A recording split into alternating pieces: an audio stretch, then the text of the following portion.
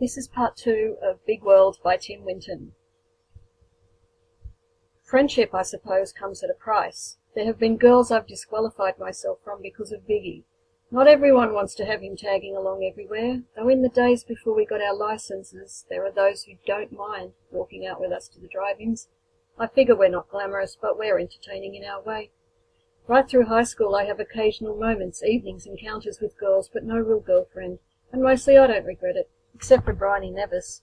For 2 years, we're sort of watching each other from a distance, sidelong glances. She's flat out beautiful, long black hair like some kind of Indian, glossy skin, dark eyes. She's funny in a wry, hurt kind of way.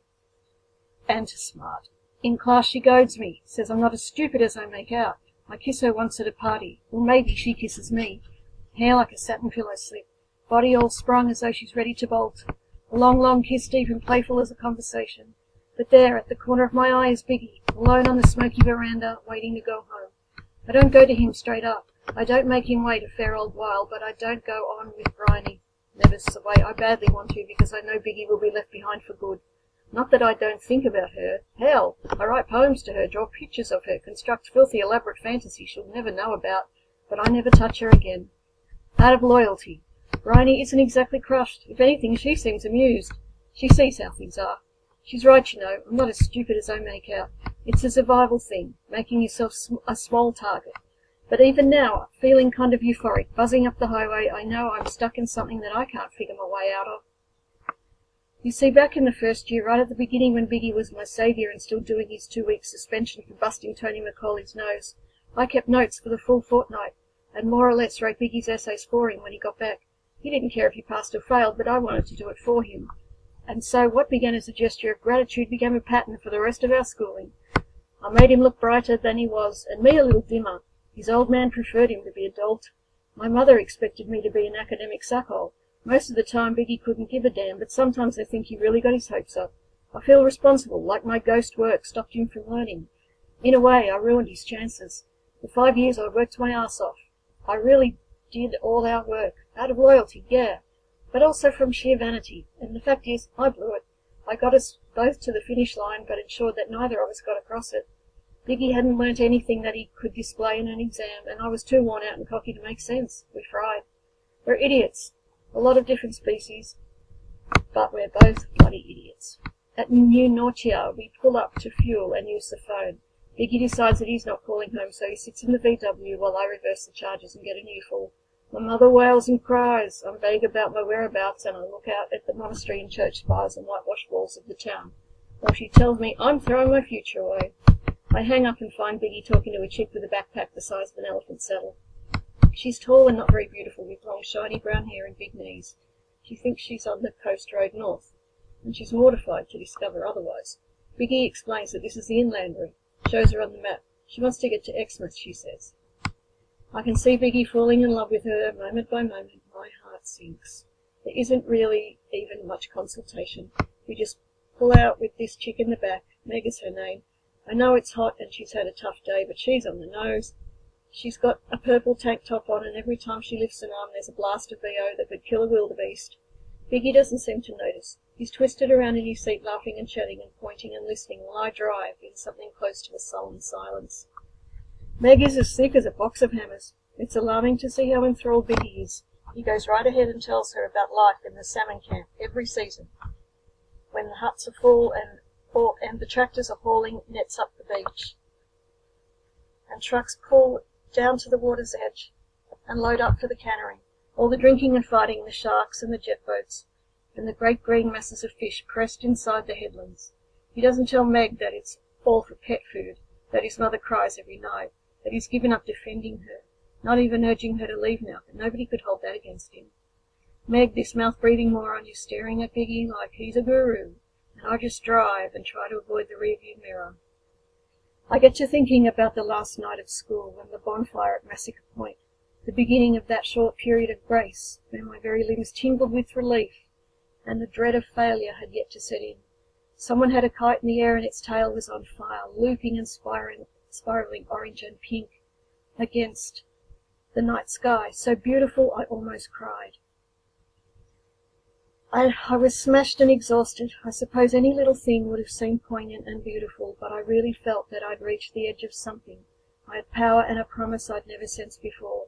The fact that the burning kite consumed its own tail and fluttered down into the sea didn't really register. I didn't see it as an omen. Biggie and I drank Bacardi and Coke and watched some lunatic fishing for sharks with a Land Rover. Bryony Nevis was there, teeth flashing in the firelight. I was too pissed to go over to her. I fell asleep trying to work up the nerve. We woke by a huge lake of glowing embers, our sleeping bags damp, the tide out, our heads pounding, but it was the smiling that hurt the most. Vicky wanted to stay a while in that tangle of blankets and swags, but I convinced him to get up with me and swim bare ass in the cold, clear water inside the rocky promontory before we stole back through the sleeping crowd towards my mother's car. That was a great feeling, tingling, awake, up first, seeing everybody sprawled in hilarious and unlikely pairings and postures. The air was soupy, salty, and as we padded up the sand track with birds in the mint-scented scrub all around, I just couldn't imagine disappointment. The world felt new, especially made for us. It was only on the drive back to town that our hangovers caught up. While I'm thinking about all of this, Biggie's gone. They climbed over into the back and Meg's lit up a number and they're toking away on it with their feet up like I'm some kind of chauffeur. The country is all low and spare now, and the further we get, the redder it gets. Biggie's never had much luck with girls. I should be glad for him, but I'm totally pissed off. In the mirror, Biggie has this big wonky grin going on. He sits back with his legs stretched out and crossed at the ankles, his blundstones poking through the gap in the seats at my elbow. Meg murmurs and exclaims at the beauty of the country, and Biggie just nods, slit-eyed with smoke and anticipation, while I boil. Late in the day, when Biggie and Meg are quizzing each other on the theme tunes to TV sitcoms, we come upon a maze of salt lakes that lay silver and pearly in the sun and stretched to the horizon in every direction. I begin to have the panicky feeling that the land and this very afternoon might go on forever. Biggie's really enjoying himself back there, and I slowly understand why. There's the obvious thing, of course, the fact that he's in with a big chance with Meg come nightfall. But something else, the thing that eats at me, is the way he's enjoying being brighter than her, being a step ahead, feeling somehow senior and secure in himself. It's me all over. It's how I am with him, and it's not pretty. The combi fills with smoke again, but this time it's bitter and metallic, and I'm halfway to asking them to leave off and open a bloody window. Then I see the plume trailing down the highway, and I understand that we're on fire. I pull over into a tottery skid in the gravel at the roadside and jump out to see how much grey smoke is pouring out the rear grille. When Biggie and Meg join me, we stand there a few moments before it dawns on us that the whole thing could blow at any moment, and everything we own is inside. So we fall over each other, digging our stuff free, tossing it as far into the samphire edges of the salt pan as we can. Without an extinguisher, there's not much we can do once we're standing back out there in the litter of our belongings, waiting for the VW to explode.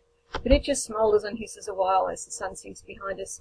In the end, with the smoke almost gone and the wiring cooked, it's obvious we're not going anywhere. We turn our attention to the sunset. Meg rolls another spliff and we share it standing there talking in the vast shimmering pink lake that suddenly looks full of rippling water. We don't say anything. The sun flattens itself against the salt pan and disappears. The sky goes all acid blue and there's just this huge silence. It's like the world stopped. Right then I can't imagine an end to the quiet. The horizon fades. Everything looks impossibly far off. In 2 hours I'll hear Biggie and Meg in his sleeping bag, and she'll cry out like a bird and become so beautiful, so desirable in the total dark, that I'll begin to cry. In a week, Biggie and Meg will blow me off in Broome, and I'll be on the bus south for a second chance at the exams. In a year, Biggie will be dead in a mining accident in the Pilbara, and I'll be reading Robert Louis Stevenson at his funeral, while his relatives shuffle and mutter with contempt. Meg won't show. I'll grow up and have a family of my own and see Bryony Nevis tired and lined in a supermarket queue and wonder what all the fuss was about. And one night I'll turn on the TV and discover the fact that Tony Macaulay, the little man with the nose that can sniff round corners, is Australia's richest merchant banker. All of it unimaginable. Right now, standing with Biggie on the salt lake at sunset, each of us still in our southern boy uniform of boots, jeans and flannel shirt. I don't care what happens beyond this moment. In the hot northern dusk, the world suddenly gets big around us. So big, we just give in and watch.